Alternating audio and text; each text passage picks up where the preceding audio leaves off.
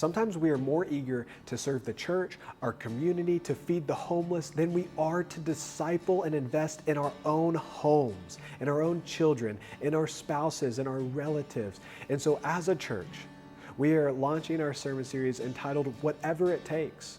And the reason is, as a church, as Conwood Creek Church, we want to be known as a church that will do whatever it takes for the gospel to go forward.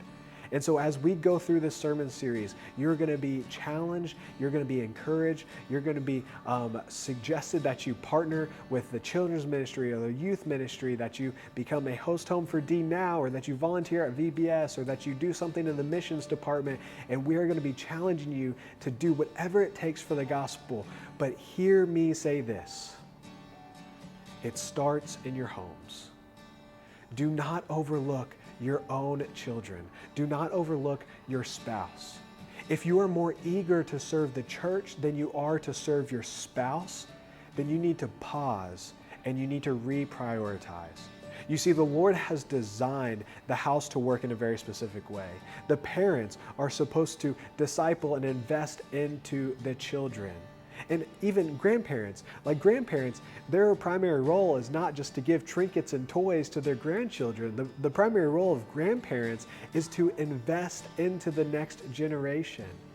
And so families, do whatever it takes for the gospel within your homes. I want to read to you Deuteronomy 6, and I know I read this passage all of the time, but it is so imperative to us understanding what it looks like to disciple our children. Deuteronomy 6, 4-9 says this: "Hear, O Israel, the Lord our God, the Lord is one. Love the Lord your God with all your heart and with all your soul and with all your strength. These commandments that I give to you today are to be on your hearts. Impress them on your children. Talk about them when you sit at home and when you walk along the road and when you lie down and when you get up. Tie them as symbols on your hands and bind them on your foreheads.